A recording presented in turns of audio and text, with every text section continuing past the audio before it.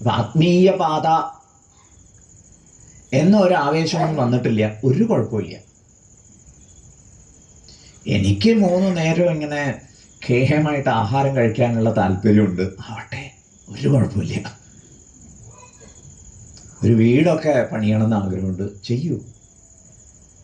പക്ഷെ അതിൻ്റെ ഉത്സാഹത്തിൽ അപരനൊരു ഉപദ്രവം കൊടുക്കാതിരിക്കണം.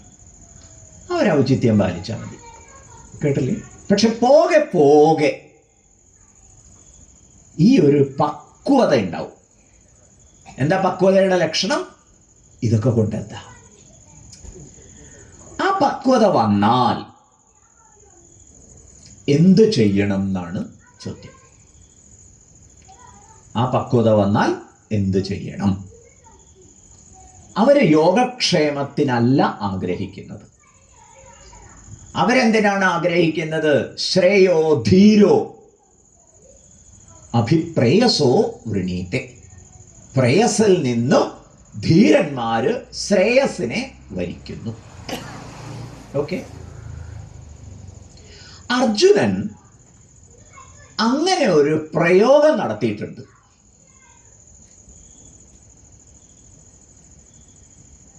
എവിടെയാ അർജുനൻ അങ്ങനെ ഒരു പ്രയോഗം നടത്തുന്നത്? ഗീതോപദേശത്തിന്റെ രംഗമൊക്കെ എല്ലാവർക്കും അറിയാമല്ലോ. എങ്കിലും നമുക്കൊന്ന് വെറുതെ പൊടി തട്ടിയെടുക്കാം ഒരു സുഖത്തിന്. കേട്ടില്ലേ? തുടർന്നുള്ള വിഷയശ്രവണത്തിന് അനുകൂലമായിട്ട് ആ പശ്ചാത്തലം ഒന്നുകൂടി ശ്രദ്ധിക്കാം. ഭഗവത്ഗീതയിലെ തുടക്കത്തിൽ ധൃതരാഷ്ട്രരോട് സഞ്ജയൻ പറയുകയാണല്ലോ, ഭീഷ്മര് പതിച്ചു. കേട്ടില്ലേ? ആ സമയത്ത് സഞ്ജയൻ ഇതുവരെ നടന്ന കാര്യങ്ങളൊക്കെ ധൃതരാഷ്ട്രരെ അറിയിക്കാൻ യുദ്ധകളത്തിൽ നിന്ന് ഓടിച്ചെല്ലുന്നു. മഹാഭാരതം നേരത്തെ ജയനാരായൺജി പറഞ്ഞതുപോലെ നമ്മൾ മിക്കവാറും അവിടുന്ന് ഇവിടുന്നൊക്കെ നോവലുകളൊക്കെ വായിച്ചിട്ടാണ് മഹാഭാരതം മനസ്സിലാക്കുക. അതുകൊണ്ട് പലരും പറയുന്ന കേട്ടിട്ടുണ്ട്, സഞ്ജയന് ദിവ്യ ചക്ഷുസ് നൽകി. അത് വാസ്തവമാണ്. ധൃതരാഷ്ട്രക്ക് വേണമെന്നാണ് വേദവ്യാസർ ആദ്യം ചോദിച്ചത്. എനിക്ക് വേണ്ട, എനിക്ക് പറഞ്ഞു കേട്ടാൽ മതി എന്ന് പറഞ്ഞു. അപ്പോൾ പിന്നെ സഞ്ജയനാണ് കൊടുത്തത്. അപ്പോൾ സഞ്ജയൻ അങ്ങനെ ഇവിടെ ഇരുന്ന് ഇങ്ങനെ കണ്ടുകൊണ്ട് പറഞ്ഞു കൊടുത്തുകൊണ്ട് ഇരിക്കുക, അങ്ങനെയൊന്നുമില്ല. സഞ്ജയൻ യുദ്ധകളത്തിലെ ഭീഷ്മര് വീണപ്പോൾ ഓടി വന്നു. കേട്ടില്ലേ? എന്നിട്ട് ഭീഷ്മ പിതാമഹൻ പതിച്ചു എന്ന് പറയുക. ഇത് കേട്ടപ്പോ ധൃതരാഷ്ട്ര, ഉവ്വോ, ഹേ സഞ്ജയ, ആദ്യം തൊട്ട് പറയൂ. കേട്ടില്ലേ? ധൃതരാഷ്ട്ര ഉവാച ധർമ്മക്ഷേത്രേ കുരുക്ഷേത്രേ സമവേതായുയുത്സവഃ മാമകാഃ പാണ്ഡവാശ്ചൈവ കിമകുർവത സഞ്ജയ. തുടക്കത്തിൽ എന്താ ഉണ്ടായത്? ഇവർ രണ്ടുപേരും വന്നൂലോ, യുദ്ധസന്നദ്ധരായിട്ട് ഇരു മുന്നണികളും മുഖത്തോട് മുഖം നിരന്നൂലോ. എന്നിട്ട് എന്താ സംഭവിച്ചത്? എൻ്റെ മക്കൾ എന്ത് ചെയ്തു? ഓൻ്റെ കുട്ടികൾ എന്തായത്? മാമകാഹ പാണ്ഡവാഹ ച. വിവരം പറയൂ. സഞ്ജയൻ ആരംഭിച്ചു. ദൃഷ്ട്വാതു പാണ്ഡവാനീകം വ്യൂഢം ദുര്യോധനസ്തദാ ആചാര്യമുപസംഗമ്യ രാജാവചനമബ്രവീത്. ഉദ്ഘാടകൻ പറഞ്ഞതുപോലെ ധർമ്മപുത്രർ ആദ്യം തന്നെ എന്ത് ചെയ്തു? എല്ലാ ആയുധങ്ങളൊക്കെ മാറ്റിവെച്ച് കിരീടമൊക്കെ അഴിച്ചു വെച്ച് എന്നിട്ട് നേരെ അങ്ങോട്ട് ചെന്നു എന്ന് പറഞ്ഞില്ലേ? ഇതുപോലെ ദുര്യോധനം തേരുന്നിറങ്ങി. എന്നിട്ടോ ദ്രോണാചാര്യരുടെ അടുത്തേക്ക് ചെന്നു. ധർമ്മപുത്രര് പോയതുപോലെ നമസ്കരിച്ച് അനുവാദം വാങ്ങിക്കാനാണോ പോയത്? അല്ല. ഇന്നത്തെ ഭാഷയിൽ പറഞ്ഞ ഊതാൻ പോയതാ. കൂട്ടത്തിൽ കുറെ തള്ളു, അതൊക്കെ ഉണ്ടായത്. അണിനിരന്നിരിക്കുന്ന സൈന്യത്തെ കണ്ടിട്ട് നേരെ ദ്രോണാചാര്യരുടെ അടുത്ത് എന്നിട്ട് എന്താ പറഞ്ഞത്? ഹേ ആചാര്യരെ, കണ്ടാലും ബാക്കിയുള്ളവർ കാണാത്തതുപോലെ ഇവൻ പറഞ്ഞിട്ട് വേണോ കാണാൻ? അങ്ങനെയല്ല. പിന്നെയോ ഞാൻ പറയുന്ന പോലെ കാണണം. എന്താ ഇപ്പൊ വിശേഷമായിട്ടുള്ള ഒരു കാണല് അവിടെ നിശ്ചയിച്ചിട്ടുള്ളത് എന്നാണെങ്കിലോ, വ്യൂഢാം ദ്രുപദപുത്രേണ തവ ശിഷ്യേണ. കേട്ടില്ലേ? 2 വിശേഷണങ്ങളാ. ദൃഷ്ടദ്യുമ്നൻ നിരത്തിയ സൈന്യത്തെ കാണൂന്ന് പറഞ്ഞാൽ മതി, പോരാ. അങ്ങനെയൊന്നും പറഞ്ഞാൽ ഇളകില്ല. പിന്നെ മർമ്മത്തിൽ കൊടുക്കണം. ദ്രുപദനെ ഓർമ്മയുണ്ടാവുമല്ലോ, ഞാൻ പ്രത്യേകിച്ച് പറഞ്ഞു തരേണ്ട കാര്യമില്ലല്ലോ. അവന്റെ പുത്രനാ. കേട്ടില്ലേ? ദ്രുപദപുത്രേണ. ഇനി അയാളെ പഠിപ്പിച്ച് ഈ നിലയ്ക്ക് ആക്കിയതോ ഭവാൻ തന്നെ അനുഭവിച്ചോളുക. തവ ശിഷ്യേണ ധീമത. ബുദ്ധിമാനാണ്. അതിൻ്റെ മനഃശാസ്ത്രവശമൊന്നും ഇപ്പം സ്വാമി വിശദീകരിക്കുന്നില്ല. നമുക്ക് 3-ാം അധ്യായത്തിലേക്ക് വരേണ്ടതുള്ളതുകൊണ്ട്. ഇങ്ങനെ ദുര്യോധനൻ സ്വസൈന്യത്തെയും മറുസൈന്യത്തേക്ക് ഒക്കെ അപഗ്രഥിച്ച് ജൽപ്പനം നടത്തി. ജൽപ്പനം നടത്തി എന്ന് പറയാൻ കാരണം എന്താ? അതൊന്നും അവിടെ ആവശ്യമില്ലാത്ത കാര്യമാണ്. ദ്രോണാചാര്യർ ഇവരെയൊക്കെ പഠിപ്പിച്ച മഹാ ആചാര്യനല്ലേ. അദ്ദേഹത്തിന് അറിയില്ല എന്തൊക്കെ നോക്കണം, എന്തൊക്കെ എങ്ങനെയൊക്കെ അസസ് ചെയ്യണം എന്നൊക്കെ ഉള്ളത് ഒക്കെ കൃത്യമായിട്ട് ചെയ്തിരിക്കണം. എന്നിട്ടാണ് ഇയാളുടെ ഈ തള്ള്. ദ്രോണാചാര്യർ അതിനോട് പ്രതികരിച്ചിട്ടൊന്നുമില്ല. പക്ഷേ ദുര്യോധനൻ നല്ല രാഷ്ട്രീയക്കാരനാണ്. അതുകൊണ്ട് ദ്രോണർക്കൊരു മാറ്റം കാണാത്തപ്പോ ഭീഷ്മമേവാഭിരക്ഷന്തു ഭവന്തഃ സർവ ഏവ ഹി എന്നൊരു ഓർഡർ. അത് മൂപ്പര് കൊടുക്കാൻ പാടില്ല, പ്രോട്ടോകോൾ ലംഘനമാണ്. പക്ഷെ രാഷ്ട്രീയം തലയിൽ കയറി കഴിഞ്ഞാൽ എന്താ സംഭവിക്കാന്ന് പറയാൻ പറ്റില്ല. ഭീഷ്മരെ തന്നെ എല്ലാവരും രക്ഷിക്കണം. ഇത് കേട്ടപ്പോൾ തസ്യ സഞ്ജനയൻ ഹർഷം കുരുവൃദ്ധഃ പിതാമഹഃ സിംഹനാദം വിനദ്യോച്ചൈഃ ശംഖം ദദ്മൗ പ്രതാപവാൻ. ഇത് കേട്ടപ്പോൾ ഭീഷ്മർ ശംഖമെടുത്തു വിളിച്ചു എന്നാണ്. ഭീഷ്മര് മുഴക്കിയ ശംഖധ്വനിയുടെ മനഃശാസ്ത്രവും വിശകലനം ചെയ്യാനുണ്ട്. അതിലേക്ക് കടക്കുന്നില്ല. ഭഗവാൻ വേദവ്യാസര് പറഞ്ഞത്, അല്ലെങ്കിൽ സഞ്ജയൻ പറഞ്ഞത് തസ്യ സഞ്ജനേൻ ഹർഷം എന്നാണ്. ദുര്യോധനൻ ഒരു സന്തോഷമായിക്കോട്ടെ വെച്ചിട്ട് കേട്ടില്ലേ? അങ്ങനെ ശംഖങ്ങൾ മുഴങ്ങി. ഭീഷ്മരെ തുറന്ന് വേറെ പലരും ശംഖം മുഴക്കി, വേറെ ചിലർ പെരുമ്പറ മുഴക്കി, വേറെ ചിലർ ആനകം മുഴക്കി. ഇങ്ങനെ ആകെ ഒരു ബഹളം ഉണ്ടായി. ശരിക്കും ആരായിരുന്നു മുഴക്കേണ്ടിയിരുന്നത്? തങ്ങളോട് അനീതി കാണിച്ചിരിക്കുന്നു, ആ അനീതിക്ക് പകരം ചോദിക്കാൻ, അധർമ്മത്തെ നിയന്ത്രിക്കാൻ എന്ന് പാണ്ഡവരായിരുന്നു വാസ്തവത്തിൽ ശംഖം മുഴക്കേണ്ടിയിരുന്നത്, കാഹളം മുഴക്കേണ്ടിയിരുന്നത്, യുദ്ധത്തിന് ആഹ്വാനം ചെയ്യേണ്ടിയിരുന്നത്. ശരിയല്ലേ? പക്ഷെ എവിടെയാണ് മുഴങ്ങിയത്? കുറച്ചു നേരത്തേക്ക് ഗംഭീര നിശബ്ദത. ആ നിശബ്ദതയ്ക്ക് വലിയ ആഴമുണ്ട്. പിന്നെയാണ് നമ്മൾ കാണുന്നത് തതശ്വേതൈർഹയൈർയുക്തേ മഹദിസ്യന്തനേ സ്ഥിതൗ മാധവഃ പാണ്ഡവശ്ചൈവ ശംഖം ദദ്മൗ. പൃഥക് പൃഥക് മാധവനും പാണ്ഡവനും ശംഖം മുഴക്കിക്കൊണ്ട് പ്രവേശിക്കുന്നു. ആ തേരിനെയും കുതിരകളെയൊക്കെ വർണ്ണിച്ചതൊക്കെ പ്രത്യേകം വ്യാഖ്യാനിക്കാറുണ്ട്. അതിലേക്കൊന്നും ഇപ്പൊ കടക്കുന്നില്ല. പാണ്ഡവന്മാരുടെ പക്ഷത്ത് നിന്നുണ്ടായ ശംഖധ്വനിയുടെ പ്രത്യേകതയെക്കുറിച്ച് സഞ്ജയൻ പറയുന്നത്, നഭശ്ച പൃഥിവീം ചൈവ തുമുലോ വ്യനുനാദയൻ. ഭൂമിയെയും ആകാശത്തെയും പ്രകമ്പനം കൊള്ളിച്ച ആ ഒരു വാദ്യഘോഷം ധാർത്തരാഷ്ട്രന്മാരുടെ ഹൃദയങ്ങളെ ഛേദിച്ചു, നോവിച്ചു, കീറിമുറിച്ചു എന്നൊക്കെ.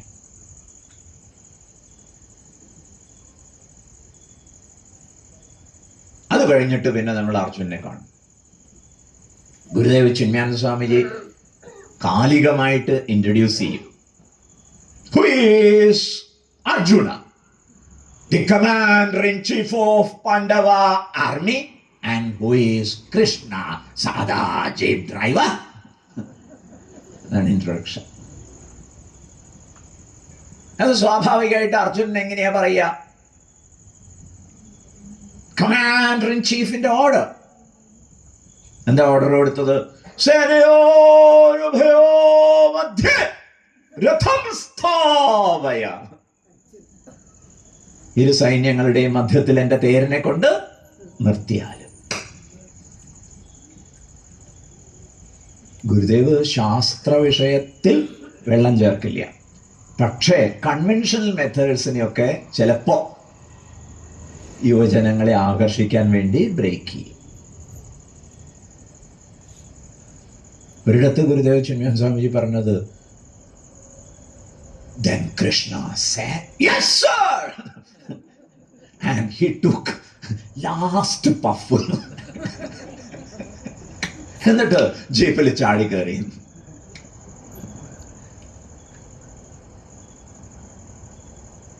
സഞ്ജയൻ പറയുന്നത് എന്താ? ഭീഷ്മദ്രോണ പ്രമുഖത സർവേഷാം ച മഹീക്ഷിതാം ഉവാച പാർത്ഥ പശ്യേതാൻ സമവേതാൻ കുരുനിതി. ഭീഷ്മദ്രോണാദികളെയൊക്കെ മര്യാദയ്ക്ക് കാണും പ്രകാരത്തിൽ തേരിനെ കൊണ്ട് നിർത്തിയ ശേഷം, ഹേ പാർത്ഥ പശ്യേതാൻ സമവേതാൻ, അണിനിരന്നിരിക്കുന്ന സൈന്യത്തെ കണ്ടാലും കുരുജനത്തെ കണ്ടാലും എന്നാണ് പറഞ്ഞത്. തുടർന്ന് സഞ്ജയൻ വിശദീകരിക്കുകയാണ്. എന്നിട്ട് എന്താ സംഭവിച്ചത്? അർജുനൻ സ്വജനത്തെ കണ്ടു. ഇവരൊക്കെ കൊല്ലപ്പെടാൻ പോവുകയാണല്ലോ എന്ന് ആലോചിച്ചു. അർജുന ഉവാച ദൃഷ്ട്വേമം സ്വജനം കൃഷ്ണ യുയുത്സും സമുപസ്ഥിതം സീതന്തി മമ ഗാത്രാണി മുഖം ച പരിശുഷ്യതി വേപഥുശ്ച ശരീരേ മേ രോമഹർഷശ്ച ജായത്തെ ഗാണ്ഡീവം സ്രംസദേ ഹസ്താത് ത്വക്ചൈവ പരിദഹ്യതേ ന ച ശക്നോമ്യവസ്ഥാതും ഭ്രമതീവ ച മേ മനഃ ന ച ശ്രേയോനുപശ്യാമി. ഇവരെയൊക്കെ കണ്ടിട്ട് എൻ്റെ ശരീരമൊക്കെ ആകെ തളരുന്നു ഭഗവാനെ, വായ വരളുന്നു, ശരീരത്തിൽ രോമാഞ്ചം ഉണ്ടാവുന്നു, ഗാണ്ഡീവം പിടിച്ചിട്ട് നിൽക്കുന്നില്ല, ഊർന്നു പോവുകയാണ്. ഇവിടെയൊക്കെ പ്രത്യേക വിശകലനത്തിൻ്റെ പ്രസക്തി ഉണ്ട്. നമുക്കതിലേക്കൊന്നും ഇപ്പം പോകണ്ട, 3-ാം അധ്യായത്തിലേക്ക് വരേണ്ടതുള്ളത് കൊണ്ട് പറയട്ടെ. നച ശ്രേയോനുപശ്യാമി, ഞാനൊരു ശ്രേയസ് കാണുന്നില്ല. അവിടെ അർജുനൻ ശ്രേയസ് എന്ന പദം ഉപയോഗിച്ചു. മനസ്സിലായില്ലേ? ശ്രേയസ്സല്ല അർജുനൻ ലക്ഷ്യം നോക്കുന്നത്, ശ്രേയസ്സാണ്. അതിനുവേണ്ട വൈരാഗ്യം വന്നോ എന്നൊക്കെ ഉള്ളത് വേറെ വിഷയം, പക്ഷേ ഇവിടെ ശ്രേയസ് എന്നുള്ള വാക്ക് ഉപയോഗിച്ചിരിക്കണം.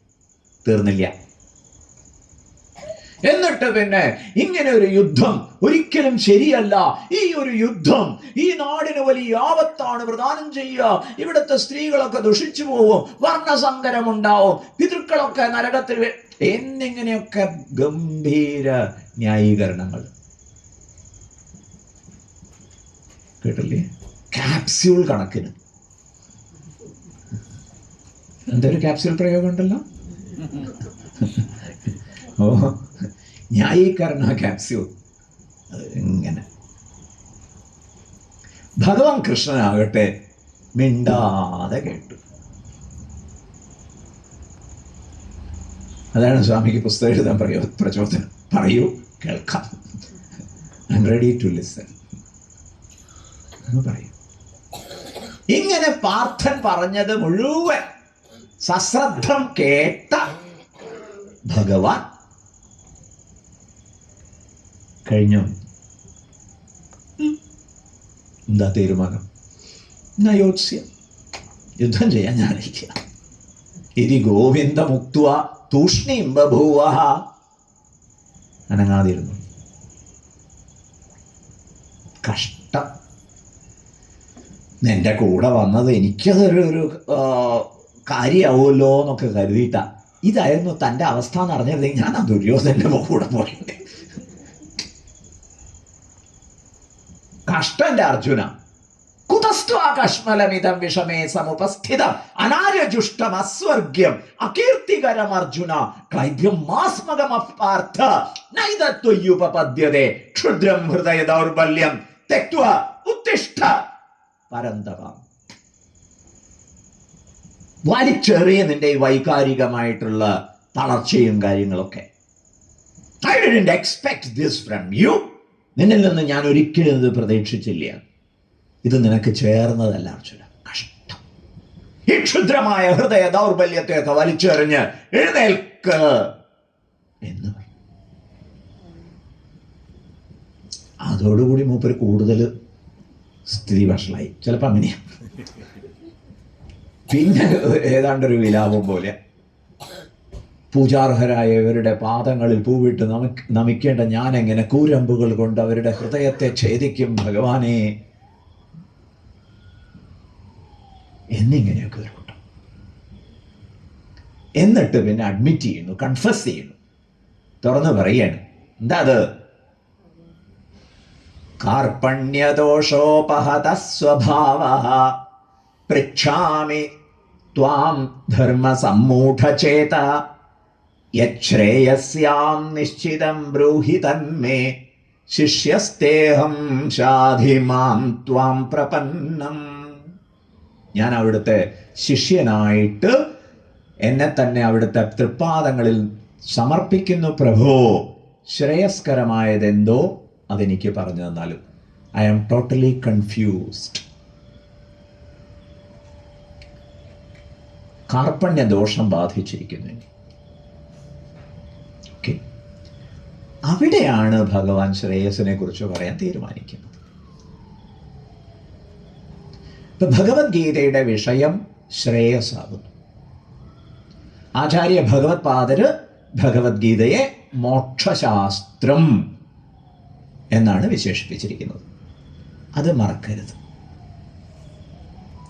നമ്മൾ ആവേശത്തിൽ പറയും, എന്താണ് ഭഗവത്ഗീതയിൽ പറഞ്ഞിട്ടുള്ളത്?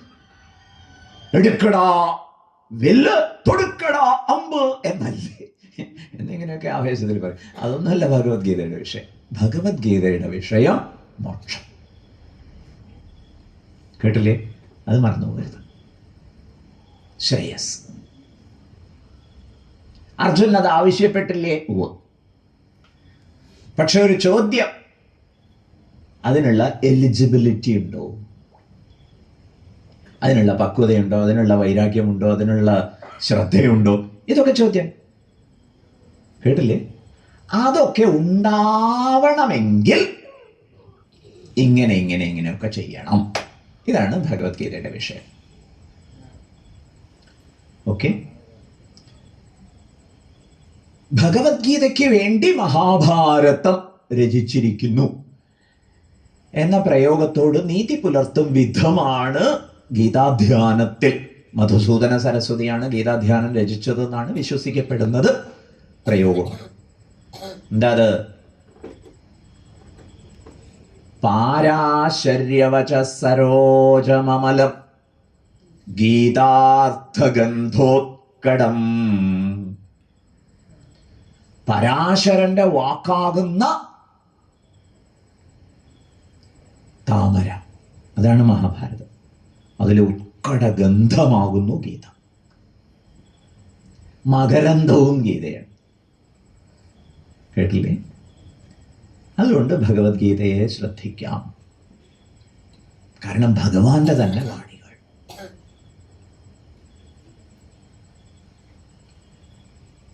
വേദവിഹിത കർമ്മം ചെയ്യാൻ തീരുമാനിച്ചവർക്ക് ആ വഴിയിൽ മാർഗദർശനം നൽകുന്നു ഭഗവത്ഗീത. കേട്ടില്ലേ? പ്രേയസ്സിന് കൊതിയുള്ളവര് അതിനുവേണ്ടി ഉദ്യമിക്കുന്നതിൽ ഒരു തെറ്റും വേദം പറയുന്നില്ല. കേട്ടില്ലേ? നിങ്ങൾക്ക് അർത്ഥസമ്പാദനത്തിന് ഉത്സാഹമുണ്ടാവട്ടെ, അനുഭവിക്കാൻ ഉത്സാഹമുണ്ടാവട്ടെ, പക്ഷേ ധർമാനുസാരിയായിരിക്കണം എന്നേ ഉള്ളൂ. എന്താ ധർമ്മം?